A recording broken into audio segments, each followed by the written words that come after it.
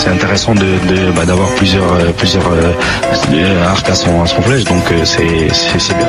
Shakira, mon frère, ça fait pas 4 minutes. Soyons honnêtes.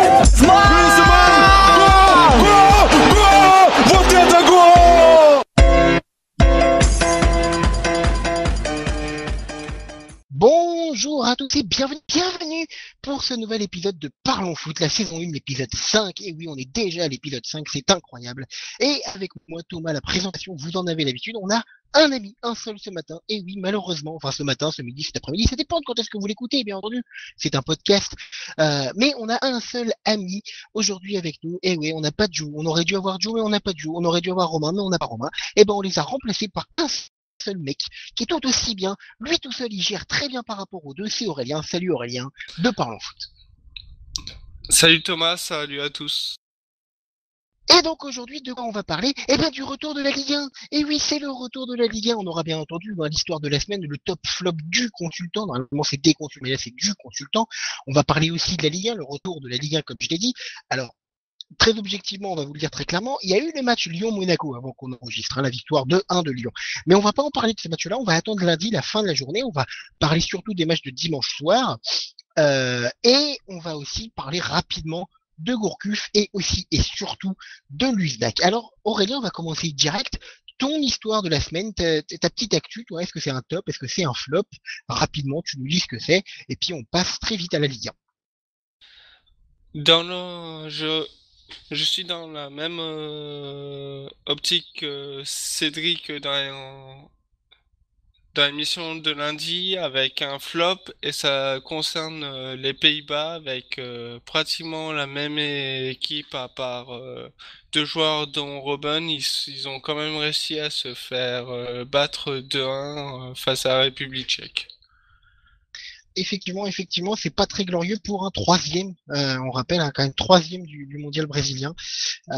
C'est pas très très glorieux. Cette équipe qui avait démontré un très très beau football. Je suis d'accord avec toi. On va passer donc au débat sur le foot français et le tout premier débat concerne le retour de la Ligue 1. Et oui, le retour de la Ligue 1. 2 semaines d'arrêt de Ligue 1. C'est trop long. C'est trop long. On en a marre. Il fallait que ça revienne. Mais maintenant, est-ce qu'elle va revenir avec honneur? Donc, alors. Effectivement, je vais vous donner le classement avant le match de Lyon-Monaco. Bordeaux en premier, Paris deuxième, Lille troisième, Marseille quatrième. Ensuite suivent Rennes, Lorient, Nantes, Saint-Etienne, Caen et Montpellier pour entre la 5e et la 10e place. On passe à la moitié de tableau inférieur avec Lens, Toulouse, Bastia, Metz, Monaco 15e et c'est encore pire maintenant donc. Nice, Lyon qui a donc gagné des points par rapport au match, on le rappelle, Guingamp, Stade de Reims et Evian Thonon-Gaillard qui ferme la marche à la 20e petite place.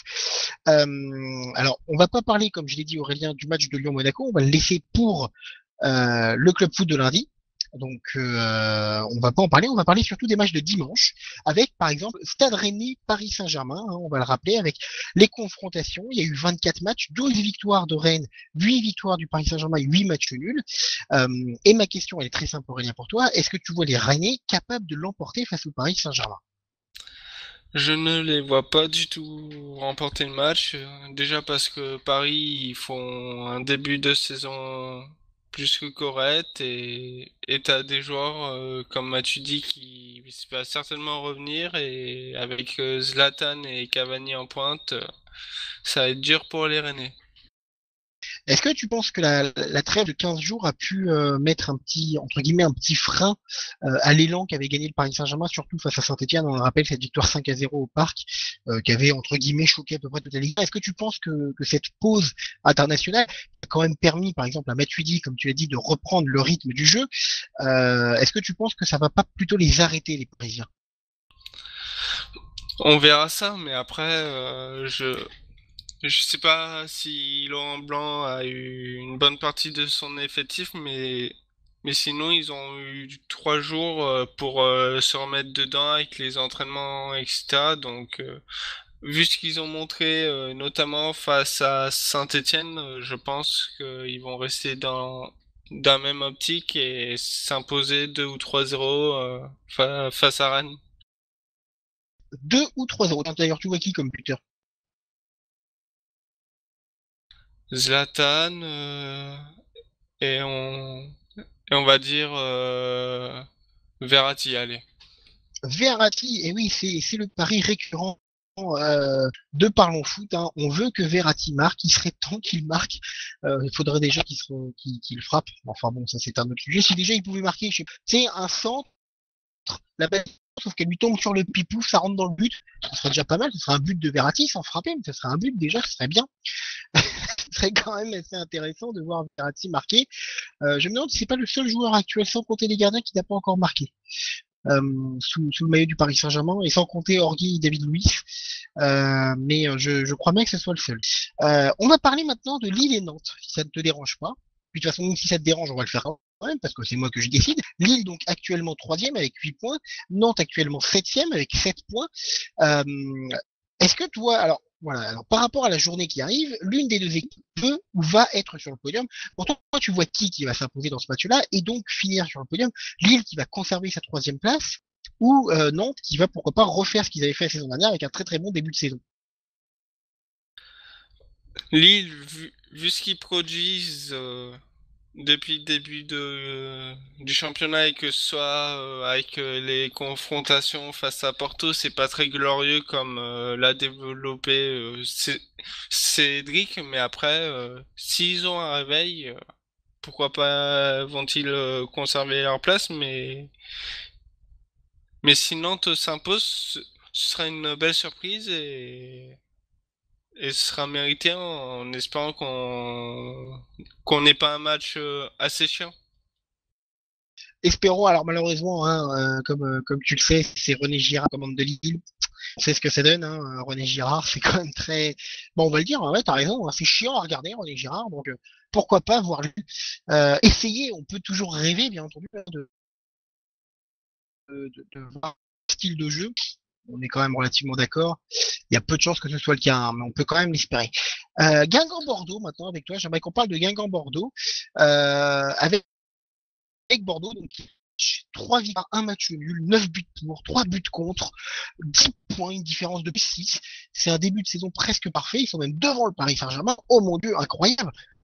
Tremblement dans la Ligue 1. Pour toi, est-ce que les hommes de Sagnol peuvent confirmer leur bonne forme et leur bon début de saison face à Guingamp, hein, Guingamp 18e avec 3 petits points. Donc bon, il n'y a pas trop y a pas trop de débat à se faire. Je pense qu'on est d'accord que les Girondins de Bordeaux sont quand même archi favoris. Mais est-ce que tu penses que s'ils ne gagnent pas ce match, est-ce que toi tu te dis que ça y est, ce sera fini du bel élan bordelais, ou au contraire, s'ils gagnent ce match, est-ce que tu les vois être capables de continuer comme ça et d'aller très très loin dans la saison et très très haut au classement? Pour les avoir vus jouer face à Montpellier pour le premier match de la saison, j'ai été vraiment surpris du jeu que mettait en place Sagnol et je les vois bien continuer sur la lancée. Ce n'est pas une défaite ou un match nul face à Guingamp qui stopperait la progression bordelaise. Est-ce que Depuis toi, Blanc, on attendait, on attendait de voir du beau jeu du côté de Bordeaux et là, sous l'ère Sagnol, ça commence à revenir avec un jeu assez offensif et une défense solide.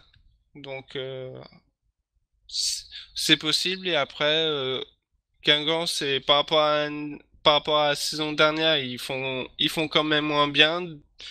Du coup, il va falloir qu'ils se réveillent s'ils veulent se maintenir. Donc, c'est peut-être le moment de se réveiller face au leader et du coup, ça peut être une source de motivation pour eux. t'as raison Aurélien, c'est le moment de se réveiller. Euh, je voulais poser une question, je vais te poser une question sur Bordeaux. Est-ce que tu penses que Bordeaux peut être un potentiel candidat au podium cette saison, ou tu te dis que faut quand même pas s'exciter, que c'est quand même que la, entre guillemets, que la première saison de Sagnol. D'ailleurs, non, pas entre guillemets, c'est la première saison de Sagnol, et tu te dis que si jamais ça lâche, ça risque de lâcher assez fort.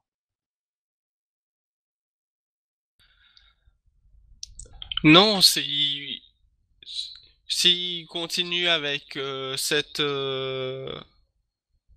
avec cette envie et ce qui montre, pourquoi pas aller voir sur le podium, parce que hormis Paris, là, Monaco c'est décevant, Lille, il y a pas de jeu, C'est Lille, hein. Saint-Étienne, ils vont être pris par la Ligue Europa et ils vont y dépenser pas mal d'énergie et Lyon, pour le moment, même avec la victoire face à Monaco, il reste assez loin, donc Bordeaux, il peut.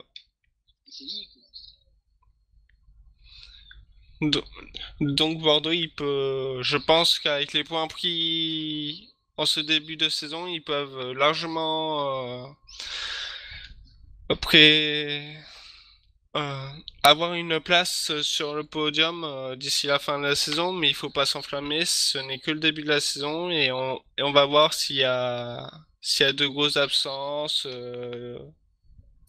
tout comme ça, on verra bien. Effectivement, effectivement. Et pourtant, l'effectif bordelais n'est pas non plus extraordinaire. C'est là qu'on voit à quel point un coach peut faire une différence. Je suis d'accord avec toi, il y a quand même de l'espace devant eux. Quoique, attention à Marseille. Attention à Marseille, effectivement, on va en parler de l'Olympique de Marseille, mais on va finir rapidement sur Bordeaux. Je suis d'accord, il y a la place, ils peuvent le faire, et on voit quand même la différence entre, eh bien, tout bêtement, un grand coach, ce que j'appelle un grand coach dans la vision des choses, je veux dire, bien entendu, un Willy Sagnol, et un coach de Ligue 1, j'ai perdu son nom, voilà, ça m'énerve, j'ai perdu son nom. Francis Gillo. Voilà, merci Francis Gillot. Entre un coach de Ligue 1 donc et un grand coach dans la vision des choses, parce qu'on voit qu'ils n'abordent pas du tout le même état d'esprit, et c'est plaisant, ne serait-ce que, au moins c'est plaisant à voir. Donc je t'ai dit attention à l'Olympique de Marseille, et on va en parler, l'Olympique de Marseille, les hommes de Bielsa, hein, qui sont quatrième à l'heure actuelle avec 7 points. 7 points, 4 matchs joués comme tout le monde, donc 2 victoires, un match nul, une défaite. Donc c'est un quand même, on va le dire. Je vais te poser la question pour toi, Aurélien, tout bêtement. Ils vont jouer contre l'Évian Thomas Gaillard, qui est donc dernier, bon vieux dernier de Ligue 1, qui devrait même pas y être, à mon avis, il devrait déjà être en Ligue 2, depuis la saison dernière, enfin c'est mon avis ça.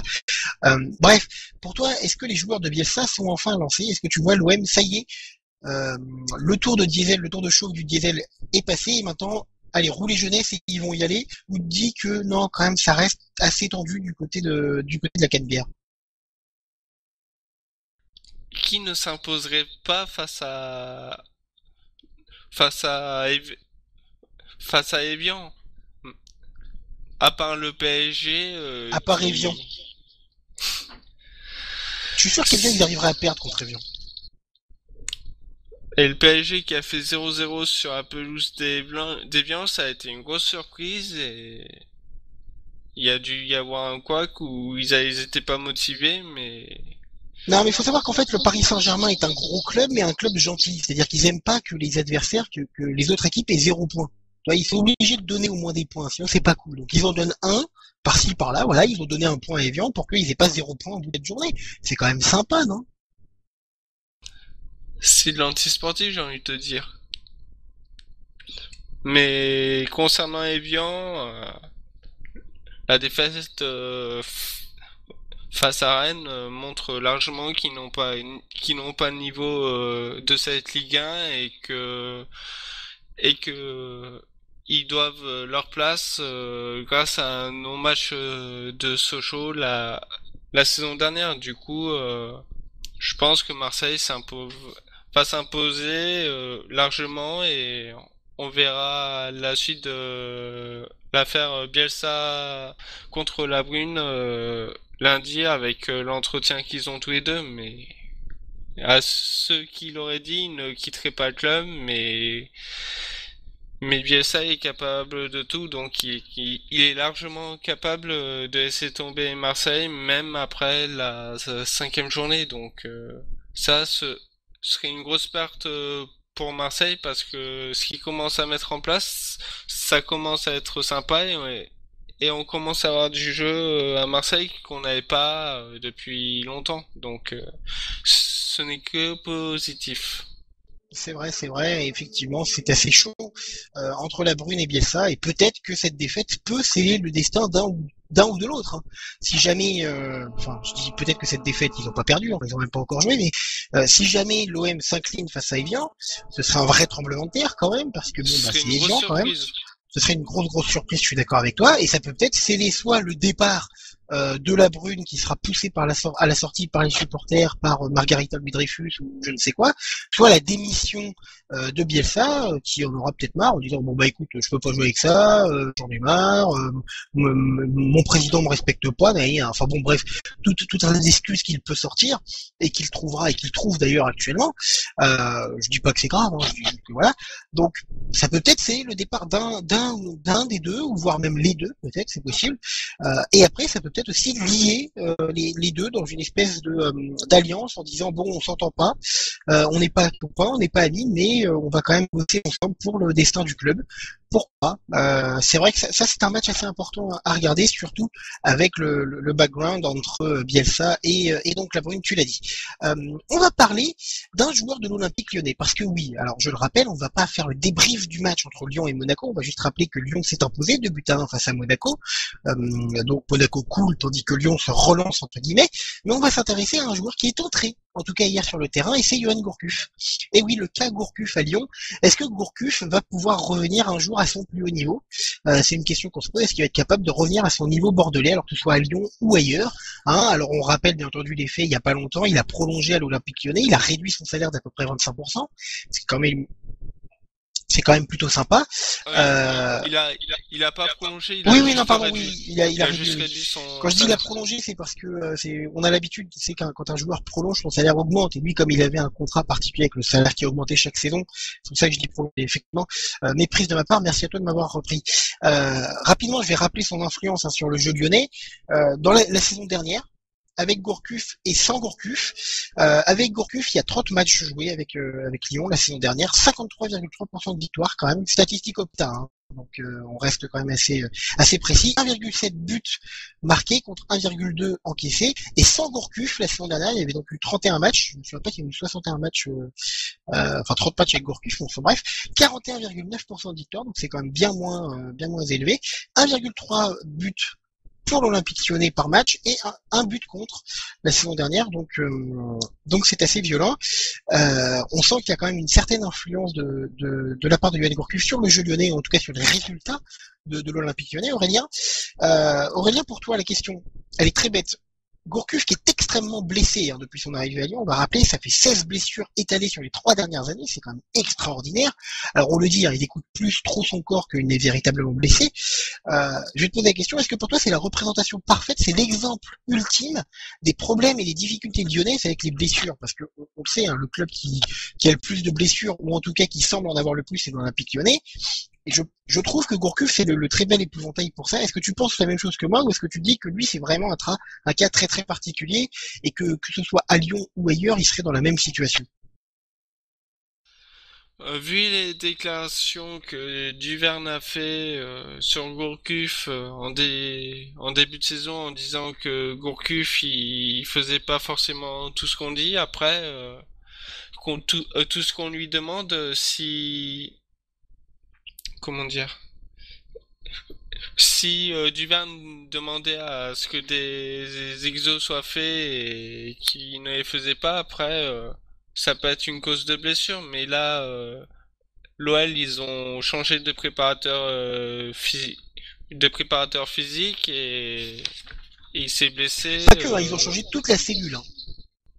Oui, mais après ils ont récupéré le préparateur des féminines Antonio da Fonseca, et quand tu regardes sa liste de blessures, il s'est déjà blessé 2 fois il me semble au mois d'août.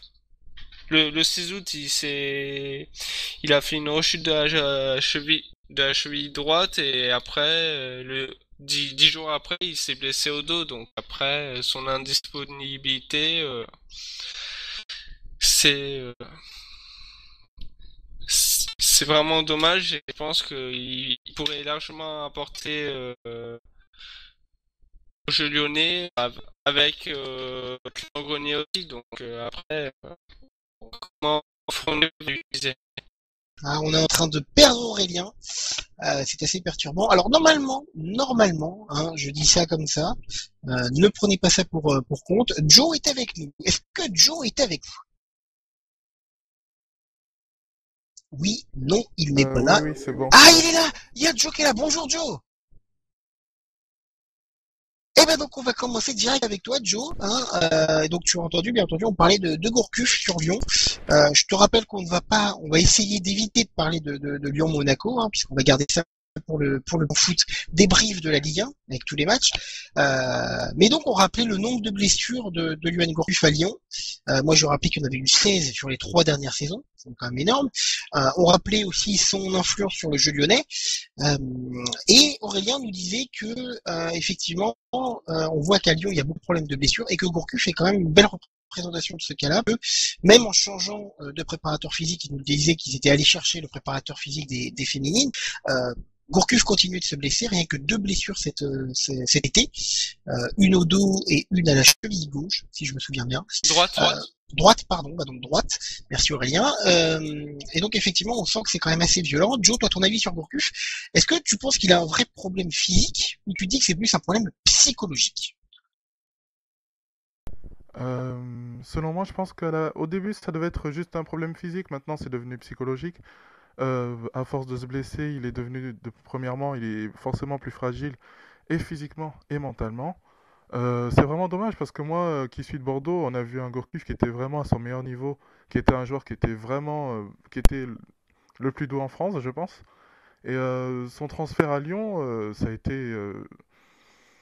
tout simplement je vais pas dire un flop, mais bon, je pense que les dirigeants lyonnais attendaient beaucoup plus de lui et toutes ces blessures l'ont rendu forcément plus fragile physiquement, mentalement. Et vous parliez de Gourcuff, s'il pouvait réatteindre son meilleur niveau, ça devrait lui prendre du temps, vraiment, parce que bien, on revient pas comme ça à son meilleur niveau. Je pense qu'il faudrait qu'il enchaîne les matchs au moins sur 6 ou 7 mois, voire un an, pour pouvoir peut-être déjà redevenir un joueur titulaire, avoir l'habitude de jouer les matchs. Et puis, voilà quoi. Faut quand même pas oublier que l'année dernière, on a vu un très très bon Gourcuff avec Lyon, avec Grenier au milieu de terrain. Et que ça fonctionnait très très bien, comme tu l'as dit, hein, c'était 53% de victoire avec Gourcuff. Et oui, moi j'ai des souvenirs de matchs très très accomplis à Lyon avec Gourcuff et Grenier au milieu de terrain, même Gourcuff qui jouait même peut-être un peu sur le côté gauche, mais C'est ce que disait Aurélien. il était très performant. Alors oui, vas-y. Pour info, le coût du transfert de Gourcuff à Lyon, en comprenant son transfert, les bonus et salaires, ça monterait à 56 millions d'euros. 22 millions pour son transfert, 4 millions de bonus et après le salaire pour le peu de temps joué, ça monte cher. Alors 56 millions d'euros de transfert, eh bien merci Aurélien de cette statistique qui est quand même intéressante. Du coup, je vais te poser la question pour toi Aurélien, 56 millions pour un joueur qui s'est donc blessé au minimum 16 fois sur les 3 dernières années, est-ce que c'est la plus grande erreur de recrutement du foot français? Parce que 56 millions comme ça, alors on peut faire entrer dans la balance, pourquoi pas, Rames, Falcao, qui sont des joueurs qui ont coûté très cher et qui sont repartis très très vite. Tu peux t'amuser à dire par exemple les fameux Brésiliens obscurs du Paris Saint-Germain, les Brésiliens obscurs du Stade Rennais aussi. Est-ce que tout bêtement, donc, est-ce que Gourcuff fait la plus grande erreur du recrutement du foot français? Non, pas forcément, mais c'est que là, depuis pas mal de saisons, il a pas de chance au niveau des blessures où il fait pas ce qu'il faut au niveau travail physique pour être prêt à 100%. Mais quand tu vois que sur les 6 dernières saisons, il dispute que la moitié de la saison, après, c'est sûr qu'il manque à une équipe comme Lyon et comme l'a dit Joe, vu ce qu'il avait montré en début de saison l'année dernière avant de se blesser, c'était promettant. Après, c'est vraiment dommage qu'il ait rechuté parce que je pense qu'il avait de quoi faire une bonne saison et pourquoi pas réintégrer l'équipe de France parce qu'on montre que cruellement d'un joueur comme lui au milieu ou que ce soit lui ou Grenier, ça manque cruellement à l'équipe de France. C'est vrai qu'on est d'accord sur ce point-là. Un Gourcuff en pleine forme, c'est quand même dur d'aller lui chercher la place. Donc, à ton avis, par rapport à ma question sur le recrutement du foot français, est-ce que tu es d'accord avec Aurélien qui dit oui, mais il y a quand même eu d'autres choses et puis on a quand même vu que quand Gourcuff est là, eh ben il est là vraiment. Ou tu es plutôt dans mon axe qui dit que bon, il y a eu d'autres cagades. Hein, on rappelle, c'est ce que me rappelait Fabien Rantaine que André à Bordeaux en 2011, c'était quand même une belle coquille.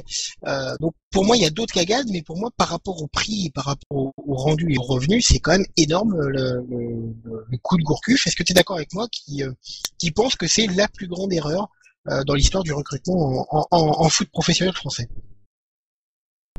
Oui, Thomas, moi je suis plutôt d'accord avec toi. Je pense que Gourcuff, quand Lyon a décidé de le faire venir, c'était un vrai investissement. Parce que dans leur tête, ils étaient vraiment dans une optique que Gourcuff allait venir faire grandir le club, être dans la continuité de ce qu'il proposait à l'époque. Parce que je crois que Lyon, cette année, l'année où ils le recrutent, ils sont quand même demi-finalistes de Ligue des Champions. Donc recruter un joueur de la dimension de Gourcuff à l'époque, c'était vraiment la bonne affaire, je pense, en France. Et On rappelle aussi dans hein, quand leurs même qu'il y avait des clubs tels que le Bayern qui étaient intéressés par rapport à Yoann Gourcuff à ce moment-là. Donc c'est pas rien.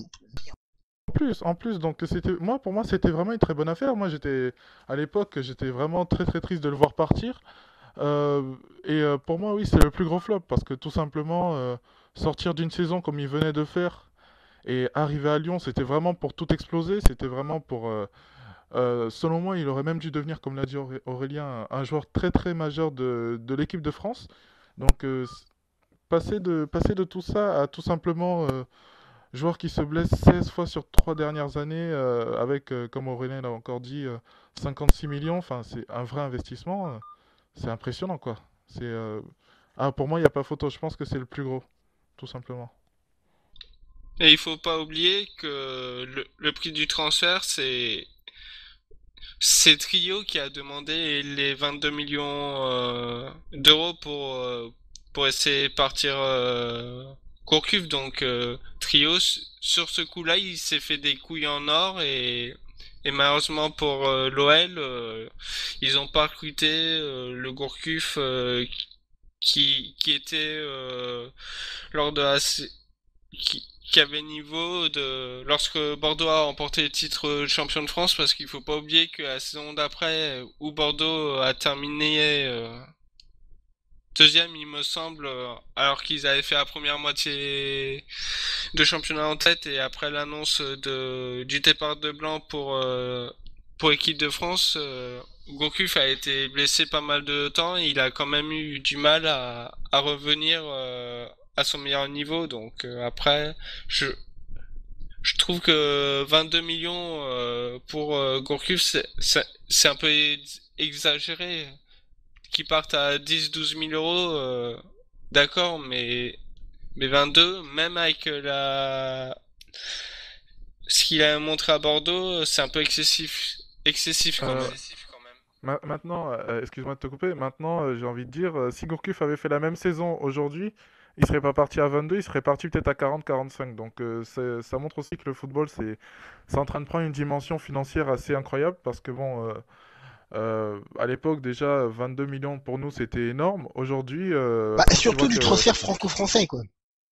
oui, en plus, mais voilà quoi. Quand tu vois que après il y a eu quoi? Il y a eu Gignac qui a signé pour 16, je crois. Donc aujourd'hui, on est en train de prendre 19 une bonus dimension. compris. Ça devait être 18, quelque chose comme ça.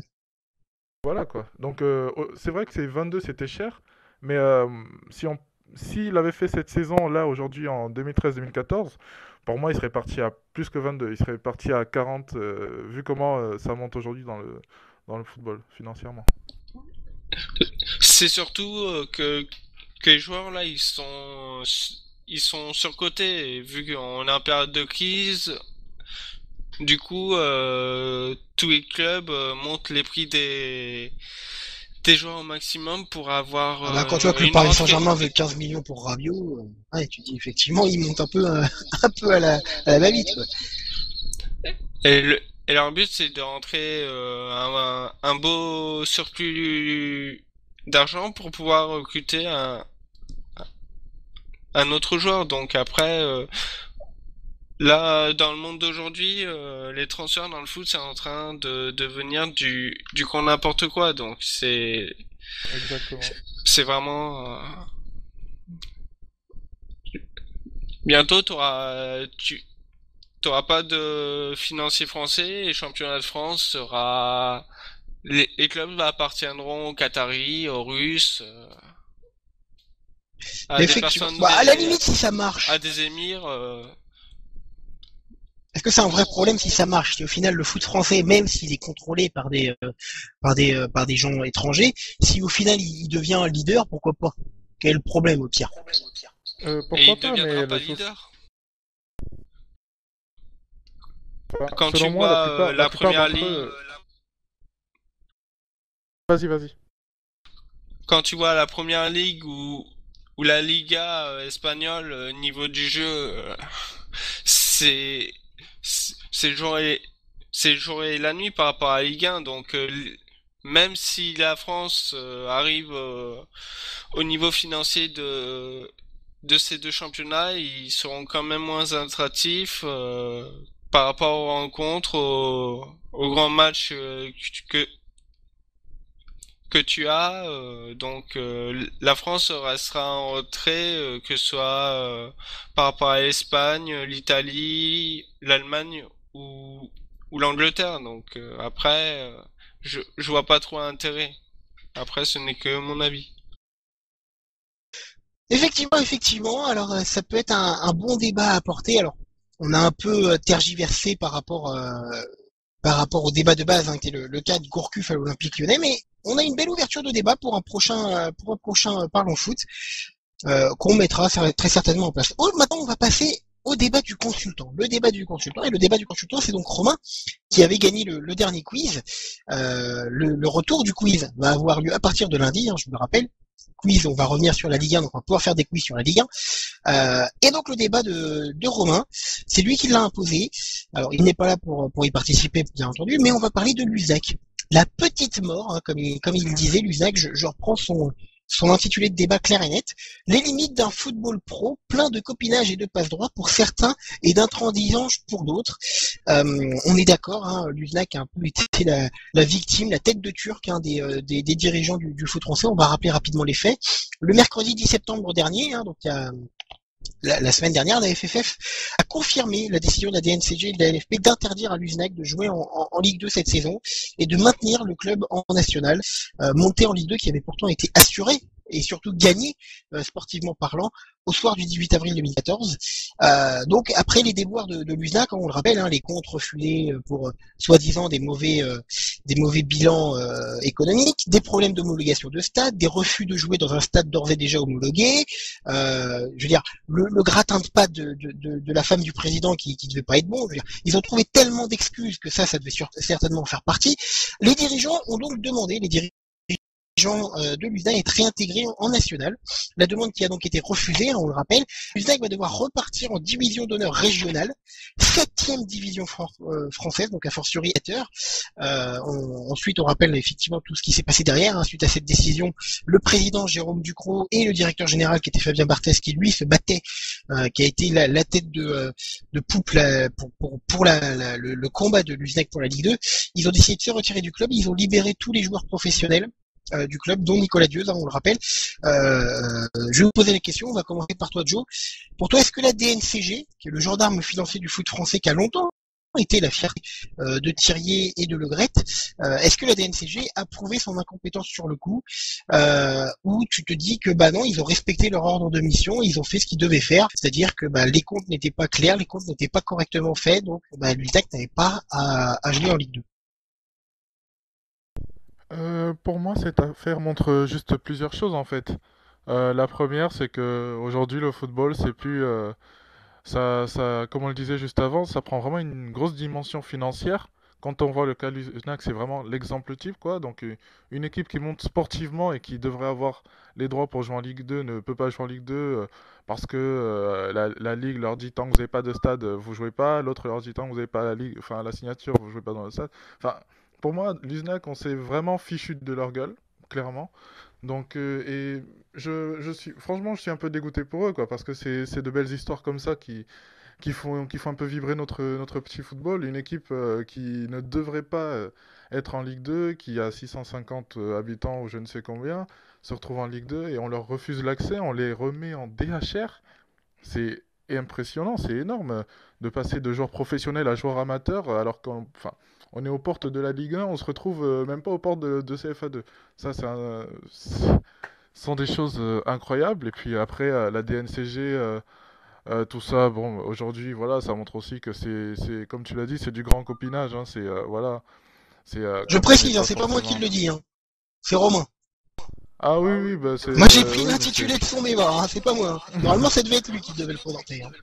Non, mais c'est la réalité des choses, c'est la réalité du football aujourd'hui, c'est que l'USNAC, c'était une équipe qui dérangeait, et ben, tout simplement, voilà, on a trouvé des excuses bidons tout l'été, entre oui, entre non, entre je vous soutiens pas, enfin, les supporters, le staff, les joueurs, je sais pas dans quel état ils sont aujourd'hui, quoi.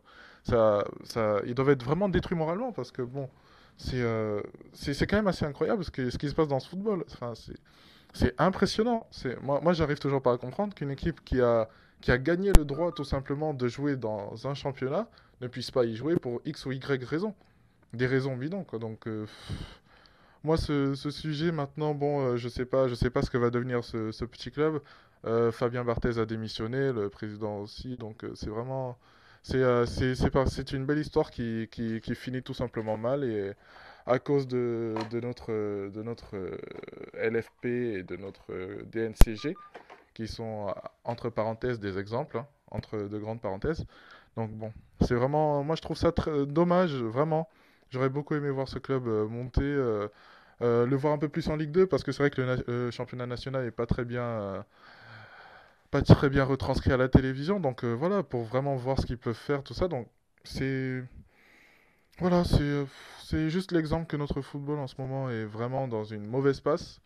Faut vraiment peut-être un nouveau souffle, que ce soit au niveau des gens qui dirigent ou des gens qui forment. Enfin, je pense vraiment qu'il faut une petite révolution dans notre football, tout simplement, pour eh bien espérer que ce genre de cas n'arrive plus et que on progresse tout simplement, qu'on arrête de se faire battre par des. Enfin, voilà, c'est plein de raisons qui font. Je pense vraiment qu'il faut un petit peu de changement à la tête de notre football, tout simplement. Pour moi, Joe a répondu à la question et concernant le national par rapport à l'USNAC, c'est président des clubs de national qui ont refusé que l'USNAC garde cette place dans la division. Pourquoi? Peut-être parce que ils ont peur que l'USNAC y reprenne une des trois places qui permet de monter en L2 et du coup ça priverait un troisième club que ce soit Strasbourg, je crois qu'ils y sont par exemple, où il y a d'autres clubs qui ont joué il y a quelques années que ce soit en L1 ou en L2, du coup ça les priverait et ils ont ils ont eu la possibilité d'enlever un adversaire potentiel et ils l'ont fait. C'est vraiment bien bas, mais bon après concernant Barthez et le président Ducrot, c'est- le- leur attitude c'est assez scandaleux. Tu t'investis dans un club parce qu'il est parce qu'il est en national et il monte en L2 très bien, mais tu ne claques pas la porte comme ça, donc c'est l'attitude de ces deux personnes est vraiment inadmissible et surtout pour un champion du monde 98, il il donnait pas cette impression Barthez, mais bon après en espérant qu'ils réussissent à survivre à ça et qu'on les revoit pourquoi pas en national dans quelques années, mais c'est vraiment Bon, il y a le temps, hein, ils sont en 7e division pour qu'ils montent en national, on a le temps. Hein. oui, mais c'est vraiment dommage que qu'il se soit passé ça parce que tout le travail d'une saison est anéanti par des personnes qui ne mettent jamais les crampons et qui ne voient que le potentiel financier, le potentiel financier et comme l'USNA qui est un petit club, une petite ville, c'est c'est vraiment dommage. Effectivement, c'est assez dommage. Quelle était la deuxième question que je voulais poser? Ah oui, voilà, ça concernait Thirier, dont la démission est réclamée par l'Association française de football amateur, hein, l'AFA. J'aime bien ce petit sigle, AFA. Donc ma question pour vous, et Aurélien, je vais te la poser en premier. Pour toi, est-ce que Thirier doit partir au plus vite de la direction de la LFP? Que ce soit Thirier ou ou Le Gret, ils ont prouvé qu'ils qui n'avaient rien à faire aux têtes de la Ligue professionnelle de football et de la Fédération française de football. La Fédération française de football regroupe le monde professionnel et amateur, et là on voit que c'est clairement le monde du pognon qui est mis en avant, et du coup pour moi les deux ne doivent pas conserver leur place, et Thierry ça fait des années qu'il qu'il aurait dû parler qu'il qu'il aurait dû partir, pardon. Donc après là que ce soit la L1 et la L2, s'il continue à être président, ça, ça court à la mort des championnats français. Donc après, je pense que du renouveau serait bien vu. Ça aurait le bienvenu, ouais. Et quand tu vois le cas de Lens qui monte en qui monte en Ligue 1 sans avoir apporté 4 millions, sans avoir même si Martel a donné des garanties, mais pour le moment ils n'y sont pas. Il y a vraiment une justice à deux vitesses, donc c'est surtout ce qui est scandaleux. L'arbitrage de la LFP est assez scandaleux par rapport à ça, donc tu tu vois qu'ils ne sont pas intègres, quoi. Ils favorisent d'autres clubs par rapport à d'autres plus petits clubs, et j'ai lu une news ce matin comme quoi le président de Paris il serait candidat pour entrer dans la commission avec trois d'autres candidats que j'ai pas retenu. Donc après ça commence à devenir du n'importe quoi avec que des présidents, une majorité de présidents de L1. Faudrait peut-être re- revoir comment former ces commissions plutôt que ce soit le monopole financier qui la dirige. Effectivement, il faudrait peut-être revoir le fonctionnement complet du football français, on est d'accord là-dessus, Aurélien. Joe, toi, ton avis, est-ce que Thirier, hein, on rappelle donc sa démission est réclamée par l'AFA, est-ce que pour toi, Thirier, comme Aurélien, t'es dans l'idée, il faut qu'il s'en aille au plus vite, parce qu'il y en a marre de moustaches, très franchement, et qu'il nous prouve quand même que il y a quand même pas mal de copinage au niveau du foot français. Ah, mais bien sûr, je l'ai dit un peu précédemment, je pense qu'il faut vraiment du renouveau à la tête du football français. enfin, ceux qui dirigent doivent vraiment changer. Maintenant, c'est un changement de personne, mais ça doit être aussi un changement d'idée. Hein, pas remplacer un Thierry par une autre personne qui viendrait pour continuer dans la ligne de ce qu'a fait le précédent. Ça fait Donc penser à la c'est politique, vraiment... ça, tu sais. Il faut Oui, changer oui, pour en mettre un autre, mais vachement. c'est bonnet blanc, blanc bonnet, à chaque Ah fois. oui, oui, mais vachement. Donc là, il faut vraiment un renouveau, il faut vraiment quelqu'un qui apporte un souffle nouveau dans notre football, parce qu'on voit que ça s'essouffle. L'équipe de France, elle, alors que normalement, enfin, notre football est en train de s'essouffler, elle monte, mais les championnats, enfin, la Ligue 1, la Ligue 2 et même le national, même si on va pas forcément parler du football amateur, il faut vraiment un nouveau souffle, parce qu'on le voit quand même sur la scène européenne qu'on a du retard par rapport aux autres championnats. On le voit surtout, on le voit sur, je sais pas, il y a sur tous les plans, donc selon moi, il faut vraiment un grand changement.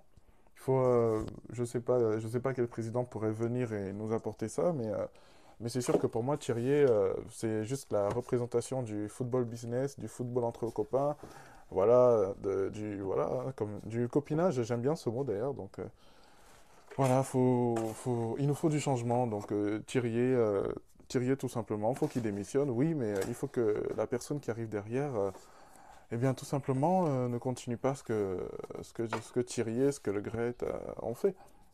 Ce serait pas cool d'avoir un espèce de Platini, lui aussi, quand même, en dirigeant. Ce serait bien. Franchement, ce serait cool. Platini, je sais pas, pourquoi pas, je sais pas. Bah, au moins, il apporte une nouvelle vision des choses, tu vois. Il a une vision de joueur, ce qui est pas le cas de tout le monde. Hein, on va quand même rappeler que Thierry est un avocat à la base, qu'il n'a jamais travaillé dans le foot. Il a juste été placé là. Bon, donc c'est un peu limite, mais au moins Platini, lui, a une vision de joueur et d'entraîneur et de dirigeant, parce qu'il a quand même fait les trois, donc lui, il sait comment ça marche. Je voulais poser une autre Euh, question. con- Oui, Concernant Thiriez, j'ai l'impression qu'il est plus là pour remplir les caisses de la LFP, vu les sommes qu'il réclame, que ce soit pour les droits TV,